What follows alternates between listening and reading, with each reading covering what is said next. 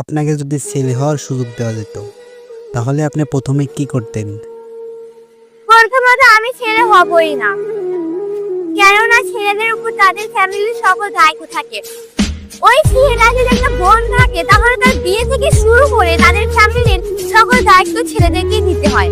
মেয়েদের কি হয়, মেয়েদের তো বিয়ে দিলে অন্য বাসায় চলে যায়, কিন্তু ছেলেদের শুরু থেকে সারা জীবনে তাদের মা বাবার দায়িত্ব নিতে হয়।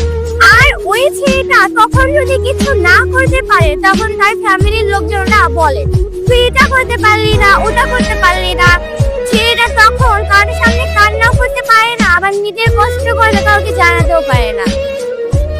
অর্থাৎ কথা, ছেলেদের জীবন অনেক ডিফিকাল্ট হয়, আর আমি এসব কিছু আমার জীবনে নিতে পারবো না। তো আমি ছেলে হতে চাই না।